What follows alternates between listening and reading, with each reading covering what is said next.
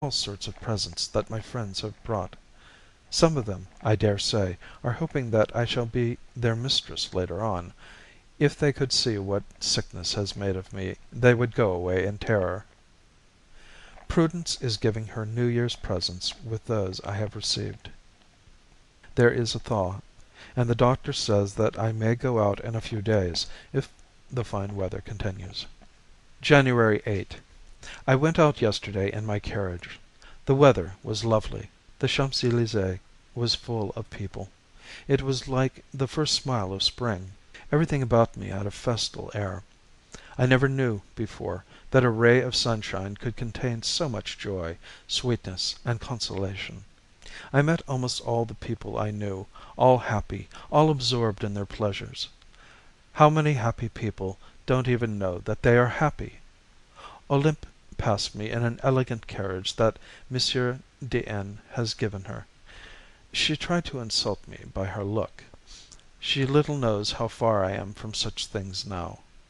A nice fellow, whom I have known for a long time, asked me if I would have supper with him and one of his friends, who, he said, was very anxious to make my acquaintance. I smiled sadly and gave him my hand, burning with fever. I never saw such an astonished countenance. I came in at 4, and had quite an appetite for my dinner. Going out has done me good. If I were only going to get well! How the sight of the life and happiness of others gives a desire of life to those who, only the night before, in the solitude of their soul and in the shadow of their sick room, only wanted to die soon. January 10. The hope of getting better was only a dream. I am back in bed again, covered with plasters which burn me. If I were to offer the body that people paid so dearly for once, how much would they give, I wonder, to-day? We must have done something very wicked before we were born, or else we must be going to be very happy indeed when we are dead, for God to let this life have all the tortures of expiation and all the sorrows of an ordeal. January 12. I am always ill. The Comte de N. sent me some money yesterday. I did not keep it. I won't take anything from that man. It is through him that you are not here. Oh, that good time at Bougival! Where is it now? If I come out of this room alive, I will make a pilgrimage to the house we lived in together, but I will never leave it until I am dead. Who knows if I shall write to you tomorrow? January 25. I have not slept for 11 nights. I am suffocated. I imagine every moment that I am going to die. The doctor has forbidden me to touch a pen. Julie Duprat, who is looking after me, lets me write these few lines to you. Will you not come back before I die? Is it all over between us forever? It seems to me as if I should get well if you came. What would be the good of getting well? January 28. This morning I was awakened by a great noise. Julie, who slept in my room, ran into the dining room. I heard men's voices, and hers protesting against them in vain. She came back crying. They had come to seize my things. I told her to let what they call justice have its way. The bailiff came into my room with his hat on. He opened the drawers, wrote down what he saw, and did not even seem to be aware that there was a dying woman in the bed that fortunately the charity of the law leaves me. He said, indeed, before going, that I could appeal within 9 days, but he left a man behind to keep watch. My God, what is to become of me? This scene has made me worse than I was before. Prudence wanted to go and ask your father's friend for money, but I would not let her. I received your letter this morning. I was in need of it. Will my answer reach you in time? Will you ever see me again? This is a happy day, and it has made me forget all the days I have passed for the last 6 weeks. I seem as if I am better, in spite of the feeling of sadness under the impression of which I replied to you. After all, no one is unhappy always. When I think that it may happen to me not to die, for you to come back, for me to see the spring again, for you still to love me, and for us to begin over again our last year's life. Fool that I am, I can scarcely hold the pen with which I write to you of this wild dream of my heart.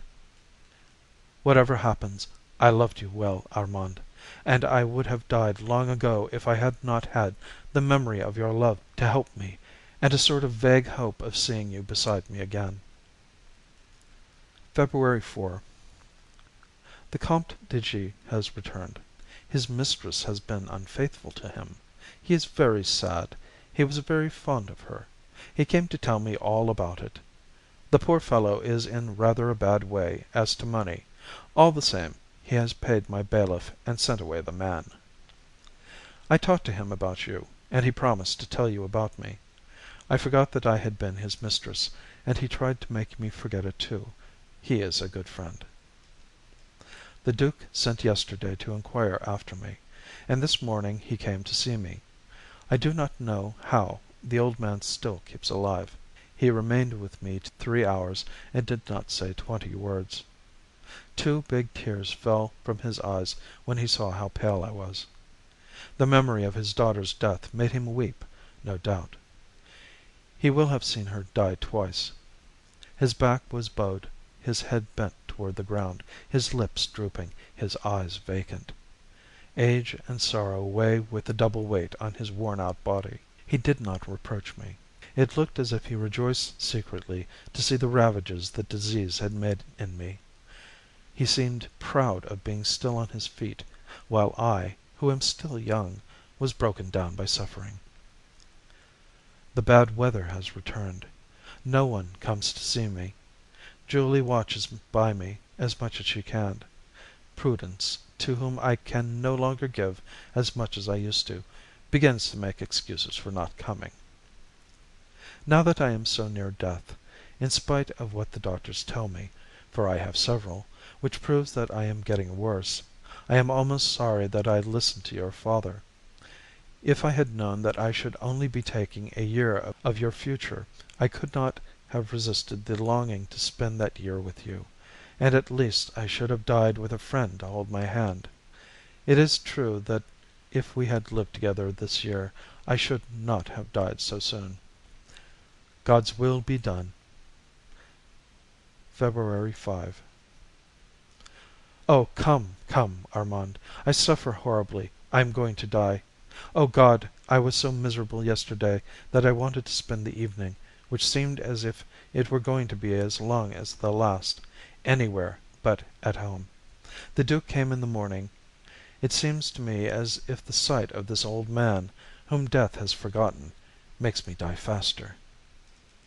Despite the burning fever which devoured me, I made them dress me and take me to the vaudeville. Julie put on some rouge for me, without which I should have looked like a corpse. I had the box where I gave you our first rendezvous. All the time I had my eyes fixed on the stall where you sat that day, though a sort of country fellow sat there, laughing loudly at all the foolish things that the actors said. I was half dead when they brought me home. I coughed and spat blood all the night.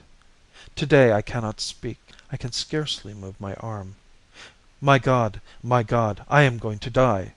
I have been expecting it, but I cannot get used to the thought of suffering more than I suffer now, and if after this the few characters traced by Marguerite were indecipherable, and what followed was written by Julie Duprat. February 18. Monsieur Armand, since the day that Marguerite insisted on going to the theatre, she has got worse and worse. She has completely lost her voice, and now the use of her limbs.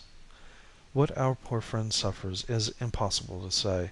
I am not used to emotions of this kind, and I am in a state of constant fright. How I wish you were here.